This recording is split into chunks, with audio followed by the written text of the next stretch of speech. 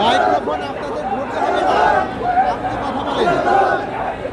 আজকে আমরা সারা বাংলাদেশে চৌষট্টি জেলা থেকে জাতীয় প্রেস ক্লাবের স্বাধীনতা একত্রিত হয়েছে। আমাদের দাবি একটাই যে স্বাধীনতার ৫৪ বছরে যে সরকারি তারা আমাদেরকে সবসময় শুধু আশ্বস্ত করেছে, কিন্তু প্রকৃতপক্ষে আমরা কিছু পাই নাই। আমাদের কথা হলো যে সারা বাংলাদেশে আমাদের স্কুল কলেজ এপিভিটি স্কুল কলেজ রয়েছে এবং সরকারি যারা রয়েছে আমরা একই কারিকুলামে পড়াই, একই কারিকুলাম এবং সকল কিছু এক, কিন্তু আমরা তাদের সাথে বৈষম্যের শিকার। যেমন আমাদের বাড়ি ভাড়া, আমাদের চিকিৎসা ভাতা, আমাদের উৎসব ভাতা, সব দিক থেকেই আমরা বৈষম্যের শিকার। কাজে এটা কোনোভাবেই হতে পারে না, এটা কোনোভাবেই কাম্য না। আপনারা জানেন যে এই আবু সাইদ বীর যুদ্ধের অনেকেই শহীদ হয়েছে এই বৈষম্য দূর করার জন্য। যে বৈষম্য আমরা চাই না, মানে আমরাও চাই যে এই নতুন সরকার রয়েছে ৫৪ বছরে সেই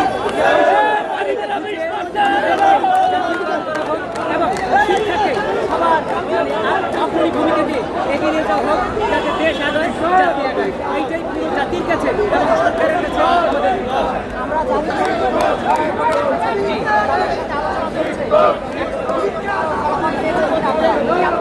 আমাদের প্রতিনিধিরা এসেছিলেন পূর্বে, তবে তারা বলছে যে বাড়ি ভাড়া 10% বাড়াবে।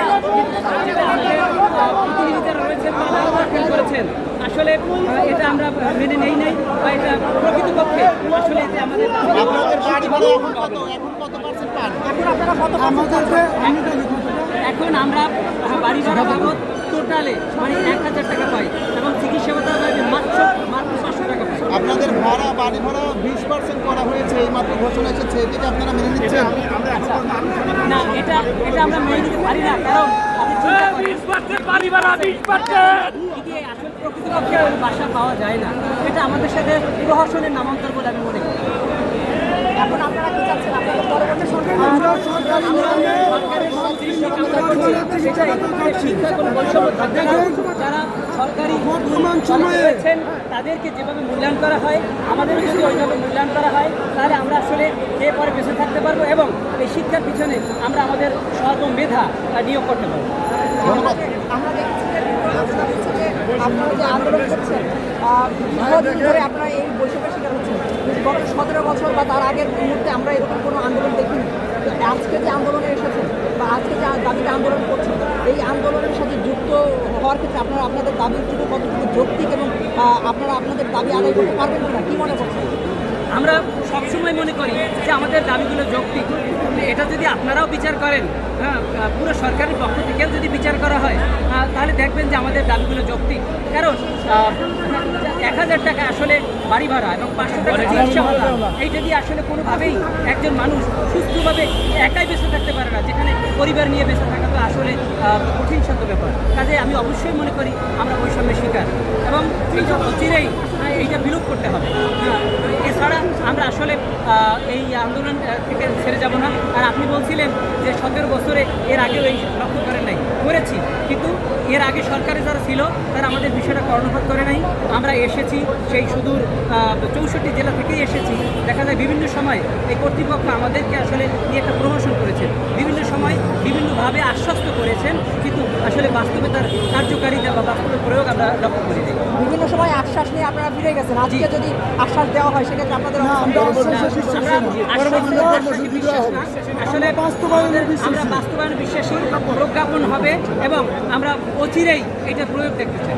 সারা বাংলাদেশ থেকে আজকে কতজন শিক্ষক এখানে জড়ো হয়েছেন? আচ্ছা, আসলে এটা তো গণনা করা সম্ভব না। আপনি লক্ষ্য করলে দেখবেন যে পুরো প্রেস ক্লাবের সামনে পুরো রাস্তার আশেপাশে এখানে জায়গা অনেক অবস্থান করছেন। লক্ষাধিক শিক্ষক, মিনিমাম লক্ষাধিক শিক্ষক এখানে আসতে উপস্থিত। জাতীয়করণ চলবে, দিতে হবে। আপনারা যে বৈষম্যের শিকার হচ্ছেন, এর সাথে কোনো শিক্ষা প্রতিষ্ঠানের প্রধান শিক্ষকরাও জড়িত, বিষয়টি নিয়ে কি বলবেন? আসলে এটা হতে পারে এবং এটা বাস্তব, কারণ দাবি সবারই, তবে একটা কুচক্রী মহল সবসময় থাকবে, যারা আসলে সামনে কাজ করে না, যারা আসলে অভ্যন্তরে কাজ করে, ওইটা আসলে মুখ্য কোনো বিষয় বলে আমি মনে করি না। হ্যাঁ, পুরো জাতি সরকার যদি আমাদের দাবিটা যৌক্তিক বলে মনে হয় এটা মেনে নেবেন। কাজে কে বা কারা পিছনে ইন্ধন যোগাচ্ছে বা এটা একটা নেগেটিভ অবদান রাখছে, ওইটা আমরা দেখতে চাই না। আপনারা এখন কত শতাংশ বাড়ি ভাড়া হলে আপনারা আপনাদের আন্দোলন স্থগিত করবেন? আচ্ছা, ফুল মানে যেভাবে সরকারি নিয়মে বৈষম্য নিরসন করতে হবে যেভাবে, সেগুলি আমরা কলেজ সরকারি ক্ষেত্রে যেভাবে আসলে তাদেরকে দেওয়া হয়, যদি ওইভাবে আমাদেরও পে করা হয়, তাহলে আশা করি আমরা মোটামুটি খেয়ে পরে বাঁচতে পারবো। একই দেশে তারাও বাস করে, আমরাও বাস করি, ঠিক আছে? তাহলে তাদের জন্য যেরকম বাড়ি ভাড়া, আমাদের জন্য সেরকম বাড়ি ভাড়া মানে হওয়া প্রয়োজন। এছাড়া হচ্ছে চিকিৎসা ভাতা, আপনারা সবাই অবগত আছেন যে একজন ডাক্তার প্রথমবারে হলো 2000 টাকা, 1500 টাকা, 1000 টাকা আছে আমাদের। দ্বিতীয়বারে ওনাকে আবার রিপোর্ট দেখাইতে হলো 500 টাকা নেয়, সেখানে আমাদের 500 টাকা তো তাদের কাছে কোনো নগদ নেই একদম। যেখানে মাসে পাচ্ছি আমরা 500 টাকা। এছাড়া হচ্ছে আপনার হলো অজপাড়া গায়েও এখন কি 1000 টাকা বাড়ি ভাড়া পাওয়া যায়? কোথাও পাওয়া যায় না। কোথাও পাওয়া যায় না। এনটিআরসি থেকে নিয়োজিত সকল শিক্ষক বিভিন্ন দূর দূরান্ত থেকে আসছে, তারা সবাই বাড়ি ভাড়া তাদের থাকতে হয়।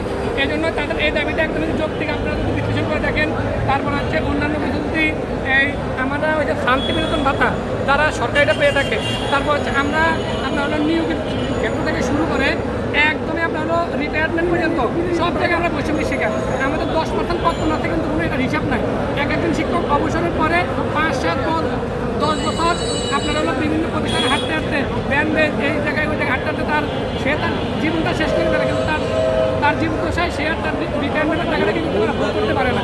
এটা তার চিকিৎসার জন্য কাজে লাগে না, এটা পাওয়ার আগে মারা যাচ্ছে। তার হলো আপনার হলো পরিবারের চিকিৎসার জন্য কাজে লাগে না, কোনো কাজে লাগে না। তাহলে আজকের মতো আন্দোলন আপনাদের মাধ্যমে আমরা বলতে চাই যাতে হলো মিডিয়া ওইখানে ঘোষণা দিয়ে দিচ্ছে। কোনো প্রতিশ্রুতি দিচ্ছে।